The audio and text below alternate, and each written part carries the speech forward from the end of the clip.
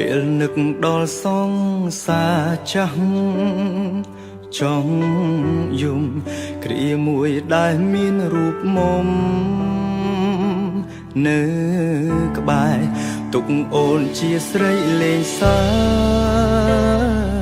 មិនថែបណ្ដោយឲ្យអូនដកស្នេហ៍ចេញពីបងតាមចិត្តវេលាចេះតែកន្លងហត់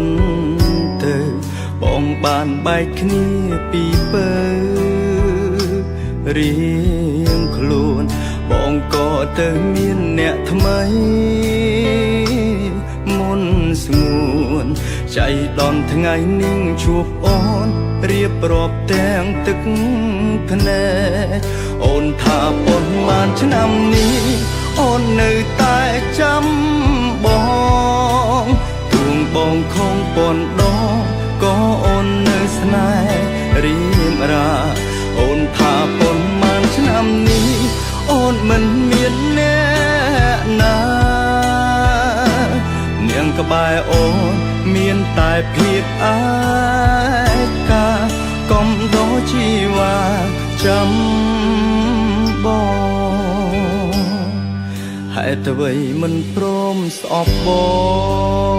ងប្រលឹងហេតុអ្វីអូនស្រក់ទឹកភ្នែកយ៉ាងនឹងបើមិនបានជួបមាសមេ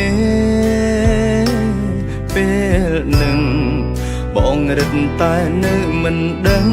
ថាអូននៅតែស្មោះ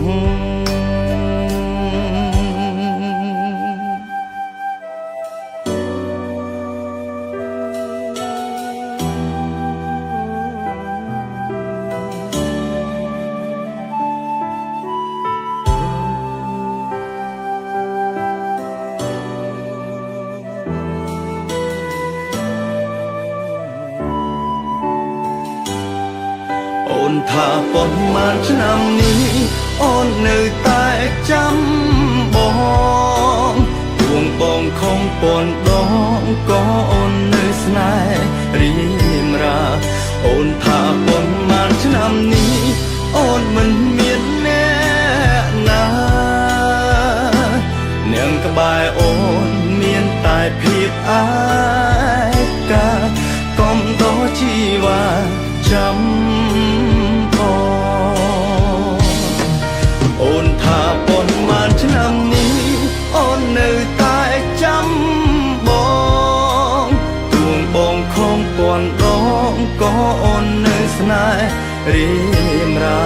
អូនថាប៉ុន្មានឆ្នាំនេះអូនមិនមានអ្នកណា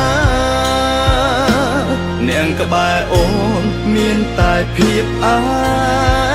កាកំដោជីវ៉ាចាំបង